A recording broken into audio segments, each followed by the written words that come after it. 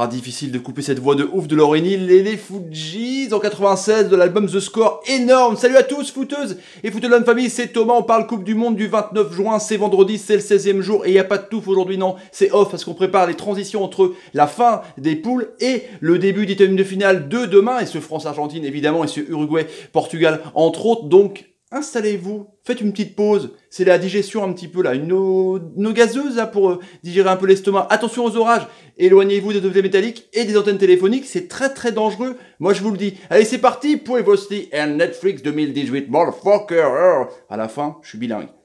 Loftus Cheek, la jeunesse anglaise, hier, donc dans ce match un peu particulier parce que ni de l'Angleterre ni de la Belgique, soi-disant avant, ne voulaient de ses premières places pour éviter de se retrouver contre le Brésil en quart de finale. Du coup, l'équipe bis de Martinez, qui est quand même énorme, on a vu le banc de ouf des Diables Rouges, ils sont plus que jamais favoris pour la Coupe du Monde, et bah Januzaj, il a décidé autrement, il a marqué un but de ouf pour tromper Pickford, c'était un truc de taré, un des plus beaux buts de la Coupe du Monde encore une fois. Du coup, c'est la Belgique qui retrouve premier du groupe, et donc qui rejoint la Croatie et l'Uruguay dans cette équipe qui a 3 sur 3. C'est quand même pas mal, donc pas si arrangé que ça le match quand même.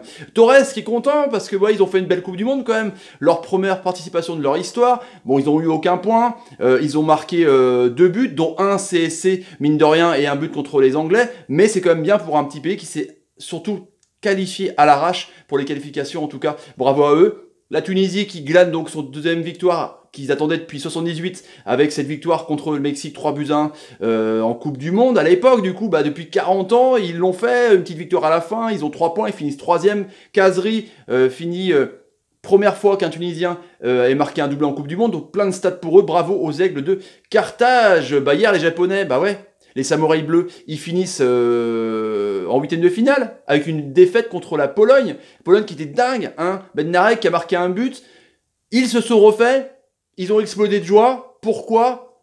Parce que peut-être pour préparer l'Euro, parce que la Pologne c'était quand même la crise dans le top 10 FIFA, même si c'était des calculs d'apothicaire, donc ça se trouve, entre le coach Nawalka et les joueurs, il y a peut-être un plan pour 2020 en tout cas. Bah ouais, c'est le Sénégal qui s'est retrouvé à moitié éliminé.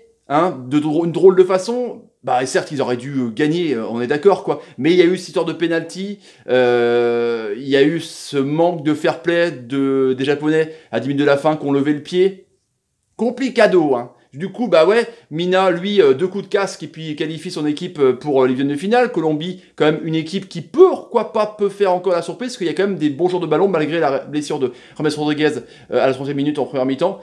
Et du coup depuis 82 il y a eu aucune équipe africaine en 8e de finale parmi les 5 qui étaient au mondial 2018 en Russie. Ni la Tunisie, ni le Sénégal, ni le Nigeria, ni le Maroc, ni l'Égypte.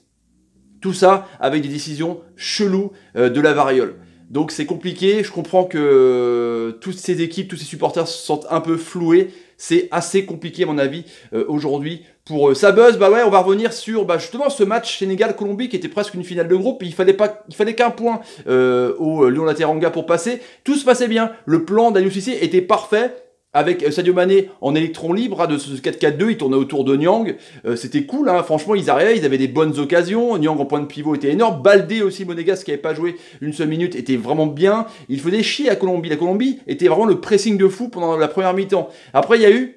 Donc, en même temps, il y avait le Japon-Pologne, où le Japon devait aussi remporter pour être sûr de se qualifier, ou du moins, voilà, ne pas se retrouver un peu dans une panade et dans un calcul d'apothicaire par rapport au fair play. Hein, on va en reparler. Et du coup, après, il y a eu ce fait de jeu à la 16e minute, où Sanchez, Davidson, pas Carlos Sanchez qui avait eu un rouge avec la main, ou le penalty, il fauche Sadio Mané qui partait au but. Mais il le fauche sur le côté, presque derrière. Du coup, on voit qu'il embarque tout le joueur, le ballon et Sadio Mané. On voit très bien hein, qu'il prend la jambe, mais c'est vrai qu'il touche le ballon en premier. Mais il embarque tout, le mec, il le prend par derrière, quoi, ça c'est clair. Du coup, la variole, parce que l'arbitre a sifflé penalty sans contestation, penalty. Mais il est contacté par le penthouse de là-haut, là, et le mec a leur kawa et leur cigarette, là. Et là, hop, il regarde les images, et en effet, il voit que le mec, il fauche tout, mais qu'il prend le ballon avant. Mais... ça peut siffler, comme dit Kader Morgan, qui est invité sur Bein Sport, ancien Sénégalais, ça peut siffler.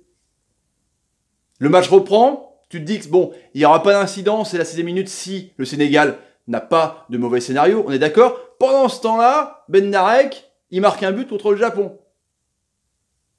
Du coup, là, tout va bien, parce que ça qualifie à la fois la Colombie et le Sénégal pour cette huitième de finale. Donc c'est cool. Ils sont contents les Polonais. Ils se refont, même si c'est pas trop la Coupe du Monde qu'ils avaient prévue, à mon avis. Mais Mina met un coup de casque sur un corner de Quintero, où il y avait Wagué qui était rentré parce que Sabaly était blessé. L'équipe n'était pas concentrée du tout. Ils sont contents, les Colombiens, parce que là, eh ben, ils sont qualifiés sûrs. Eux, ils ont fait leur taf, ils sont qualifiés. Mais le Sénégal, ils sont pas qualifiés. Ils sont pas qualifiés. C'est vraiment la catastrophe des bandades, quoi. Et il y a pourtant des occasions, il y a des belles têtes, ils essayent de passer dans l'axe, ils essayent de moins passer sur les côtés. Sarr essaye de provoquer. Mais on sent que c'est compliqué, on sent. Et pendant ce temps-là, au Japon, ils arrêtent de jouer. Le public sifflait. Ils ont décidé de lever le pied, d'une, pour pas prendre de but, parce qu'à 2-0 c'était mort, ils étaient égalité, et de deux, ne pas se risquer de prendre un carton jaune ou pas, parce qu'il y en avait 2 d'écart.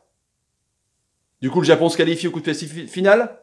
La Colombie fait l'espèce de vague pour dire qu'ils sont qualifiés au coup de pied final. Et le Sénégal, avec Salif Sané, se retrouve donc éliminé. Avec des drôles de décisions quand même, et une drôle de scénario. Sadio Mané, il a été bon. Ils auraient pu faire le taf contre le Japon. C'est-à-dire qu'ils méritaient en plus, ils auraient dû gagner contre le Japon. Ils se sont fait reprendre sur une erreur défensive avec Ndiaye. Mais voilà. Et ils se font avoir donc à ce fameux fair play. C'est la première fois que ça arrive qu'une équipe soit éliminée comme ça de l'histoire. Encore une fois.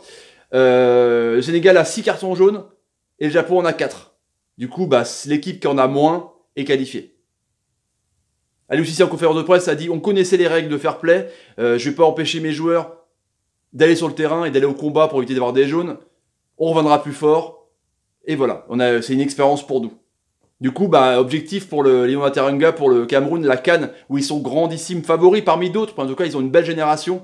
En 2019, en septembre.